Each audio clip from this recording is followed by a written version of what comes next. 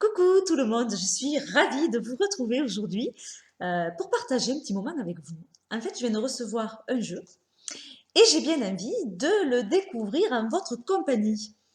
Alors, c'est un jeu qui était pas forcément prévu, c'est-à-dire qu'il m'intéressait évidemment, surtout pour la collection, mais j'avais pas prévu de l'acheter, en tout cas pour l'instant.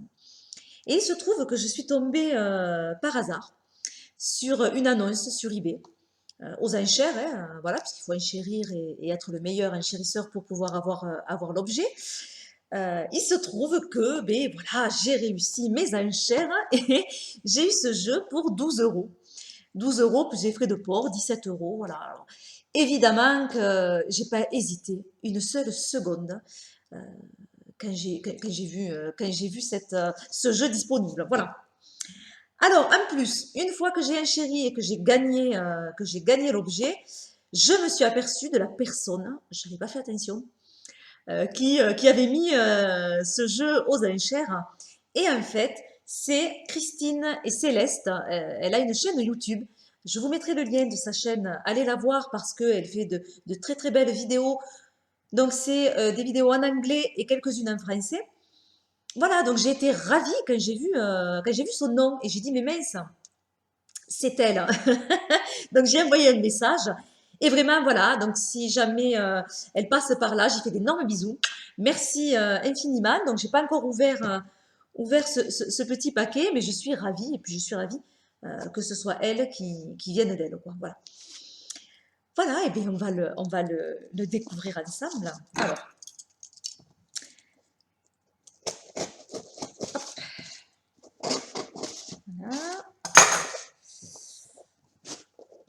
Ouais.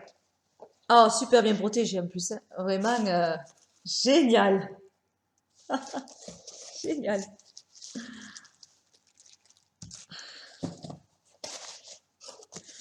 Alors, donc il est dans son petit papier. Je suis ravie. Donc, c'est le tarot de Paris, qui est également appelé le tarot anonyme de Paris. Voilà. Donc, c'est un jeu du début du XVIIe siècle. Je crois qu'ils le mettent aux environs de 1650, à peu près. Alors, c'est pas, il suit pas le canon de Marseille, hein, c'est pas un tarot de Marseille, c'est un tarot qui est un tarot donc très ancien, euh, un des plus anciens avec le Vieilleville à avoir été conservé en entier, donc les 78 lames. Et un des plus anciens par contre là avec le Noblet, à avoir les lames qui sont annotées, hein, où il y a les noms sur les lames, puisque dans le Vieilleville, il n'y a pas de nom sur les lames. Alors je parle du Vieilleville et je parle du Noblet, parce qu'en fait, ces trois jeux datent plus ou moins de la même période. Voilà. Et le Noblet, par contre, n'est pas complet, puisqu'il manque il me semble, du 6 d'épée au 10 d'épée. Voilà. Donc, ce jeu, vous pouvez le trouver sur le site Civilixi. Alors, tarde de l'ouvrir. Voilà, un grand rabat. J'aime bien quand il y a des grands rabats comme ça sur les boîtes. Je trouve que ça abîme beaucoup moins. Donc, collection de la Bibliothèque nationale. Voilà, édité par André Dimanche et fabriqué par le maître Cartier Grimaud. Alors, super, super état du jeu, vraiment, alors rien à dire, hein. Un super bon état, on dirait qu'il est neuf. Même le petit livret, il est comme neuf. Oh, c'est génial, c'est génial. Donc je vais passer le livret, hein, parce que c'est pas une review que je fais, c'est un unboxing, donc voilà.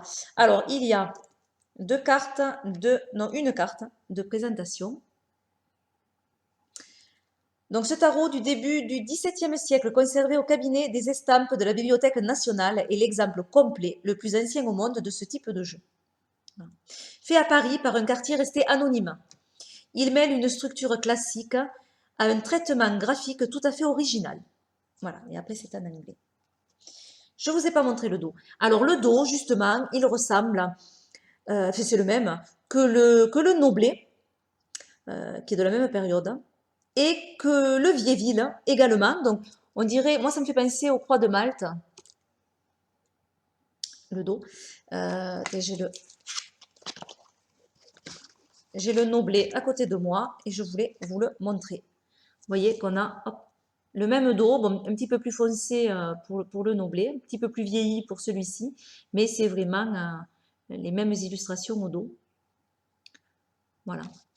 Bon, après, on voit la différence de taille du coup hein, du jeu. Hein.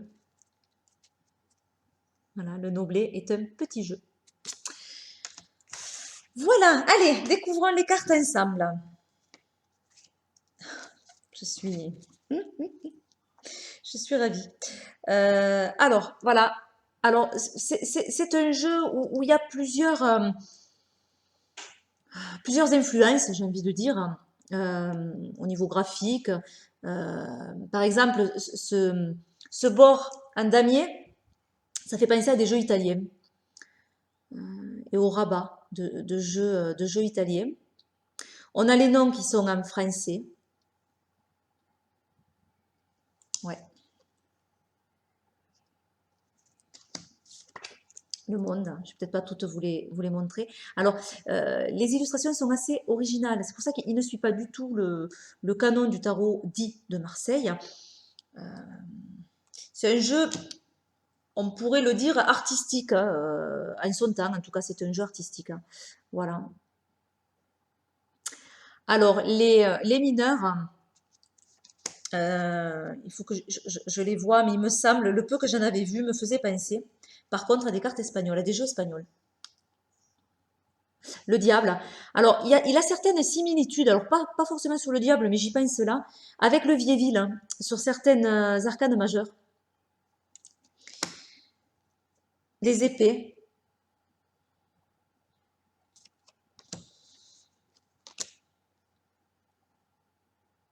La justice, elle a deux visages. En fait, il est super original. C'est vraiment un jeu pour moi d'étude. Je ne sais pas si je vais m'en servir dans les tirages.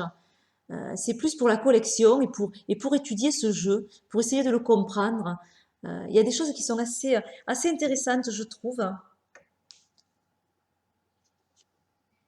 Les coupes. Les deniers, où on a pas mal de blasons sur les deniers.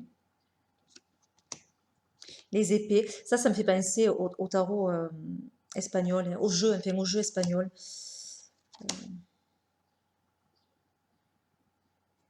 On parlait d'espées.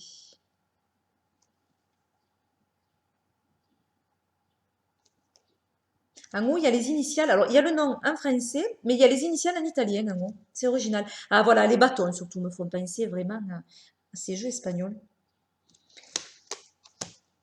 La cousinette, hein, si tu passes par là. La foudre, donc c'est l'arcane 16, qui n'est pas appelée la maison Dieu, mais la foudre. Et là, on a vraiment quelque chose d'original sur cette illustration, parce qu'il y a beaucoup de choses, et il y a beaucoup de choses du coup à comprendre. Et on a quand on regarde bien, on a la gueule d'un animal en fait. Si je me, non, je suis à l'envers, ici. On dirait qu'ils sont dans la gueule de l'animal, certains. Et il y a un personnage qui est pas un chien, qui est recroquevillé un petit peu comme enfin, la position qu'il faut se mettre justement quand il y a la foudre. Si je vous commente toutes les cartes, mais bon, j'adore moi découvrir un nouveau jeu parce que voilà, je vois des nouvelles choses. C'est vraiment très original. Alors là, c'est des animaux. Alors ça fait pas italien par contre. Ça ferait peut-être plutôt aussi peut-être espagnol aussi, je sais pas. Le pendu. Donc, vous voyez comment c'est écrit.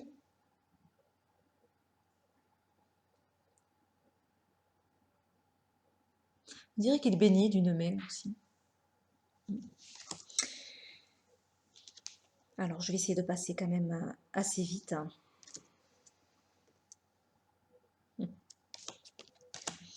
Ah, Le cavalier d'épée, chevalier d'épée, il est appelé. Il est de dos, c'est original. Puis on a un mouvement, je trouve, dans cette carte. On dirait qu'il fait qu'un avec son cheval.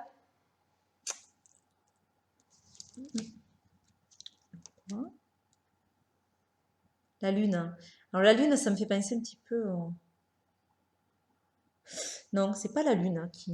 Non, c'est l'étoile, hein. Et je sais pas comment elle va être représentée l'étoile. Donc la lune. Euh, Là, vous peut-être vous le voyez pas très très bien. S'il y a des personnes qui sont intéressées pour mieux le voir, à ce moment-là, je ferai une vidéo plus avec mon téléphone où on verrait mieux les illustrations. Parce que là, je pense qu'on ne voit pas trop trop bien le pape. Il n'a pas de visage, le pape. Les bâtons, la roue de fortune,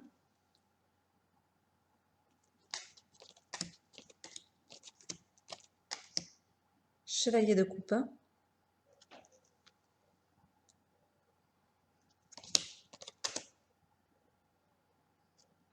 l'as de bâton. Là aussi, on a un animal ailé.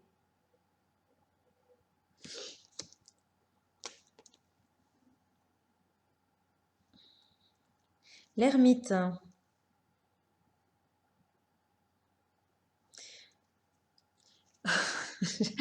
Excusez-moi. L'ermite, ça me fait penser à l'image d'un lépreux de l'époque. On a l'impression qu'il n'a pas de nez. Il a un visage très très particulier. Et il a une clochette dans la main, comme quand il fallait avertir du passage d'un lépreux à l'époque. Je sais pas, ça me fait penser un petit peu à ça, cette carte de l'ermite. Comme si c'était un lépreux qui passait dans les rues. Les épées, le roi, toujours les bâtons, les épées, 4 de denier. L'étoile, ah voilà. Ah ben oui. Ah oui. C'est celle-là qui m'avait fait penser à... Voilà, celle-là me fait penser un petit peu, alors elle n'est pas tout à fait pareille, mais un petit peu au Vieilleville, hein, où on a un architecte, thématicien, je ne sais pas trop finalement. Voilà. Euh, Dans le Vieilleville, je crois que c'est un bâtisseur de cathédrale hein, qui a le chariot.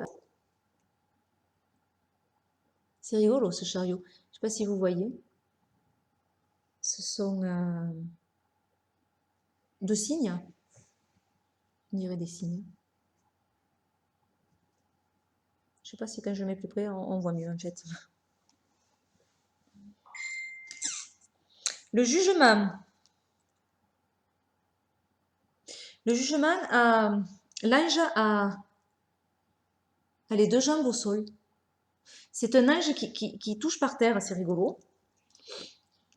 C'est rigolo. On a du coup le terrestre et la partie céleste, je trouve. Enfin, peut-être ça fait penser un peu à la table d'émeraude, avec tout ce qui est en haut et comme ce qui est en bas, et tout ce qui est en bas et comme ce qui est en haut.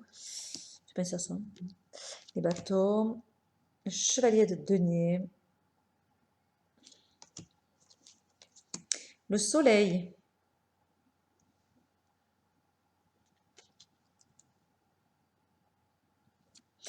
Ouais, et bien je vais me régaler quand même de mieux le regarder, ce tarot. Je vous dis, je sais pas si je ferai l'amoureux, ouais, sympa. Si je ferai des tirages avec, mais enfin, pourquoi pas, je sais pas, hein, mais je l'ai pas pris pour ça. J'ai pris vraiment pour le connaître. Puis comme je vous dis, enfin, le prix, c'était du coup une évidence. L'as de denier, je sais pas si c'est, on dirait une lion, cet as de denier. Donc on a un animal en fait sur tous les as. Le roi de bâton, ah, le fameux 2 de denier, donc où le nom de l'éditeur, du quartier au maître quartier, a été effacé. Donc c'est pour ça que c'est un tarot anonyme. Le valet de coupe.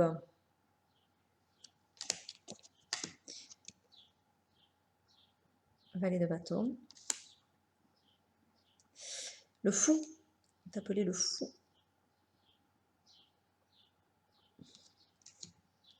Reine de denier, j'essaye de passer un petit peu plus vite parce que la vidéo fait déjà 15 minutes. L'arcane de la mort, qui est nommé l'as d'épée. Ça fait entre le cheval, mais du coup avec cette épée, là, on dirait presque une licorne. C'est rigolo. C'est rigolo. Chevalier de bâton. Alors, il est aussi comme le chevalier d'épée. Ce sont deux chevaliers qui sont présentés plus de dos. Alors, un petit peu plus le chevalier d'épée. Chevalier de bâton, on arrive à avoir un petit côté. Mais je trouve hein, que du coup, ces illustrations, ça donne de l'énergie.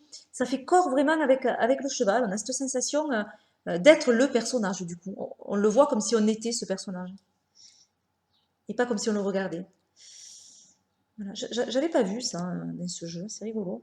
Et c'est effectivement les deux chevaliers les plus young, hein, épée et bâton, donc les plus actifs. Donc c'est assez judicieux ça. Le battleur. En fait, il y a beaucoup de choses à regarder dans chaque carte. De coupe. Donc on voit aussi que c'est fait au pochoir. Hein.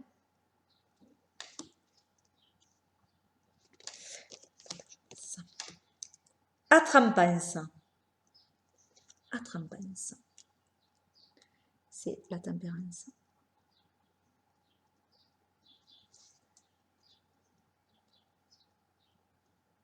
Alors il y a du feu et il y a l'eau qui est versée du pichet. Du coup, on a vraiment une notion des opposés, je trouve. Et en plus, ça coupe la carte, ce filet d'eau, ça fait vraiment... ouais, ça coupe entre le yin et le yang, je trouve. Allez, on continue. La force.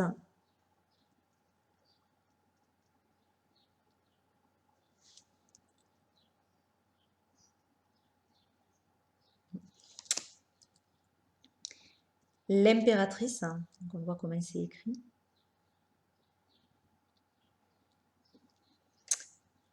Empereur.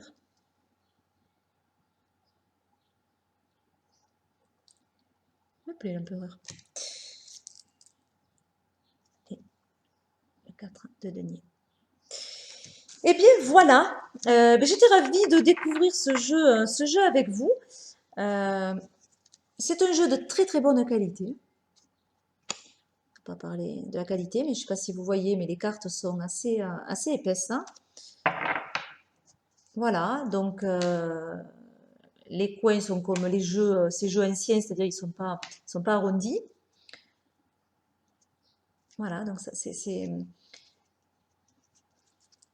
un jeu vraiment qui va me servir à m'y plonger dedans, à étudier ce tarot. Vous voyez qu'il y a des grosses différences avec le tarot de Marseille, ce n'est pas un, hein.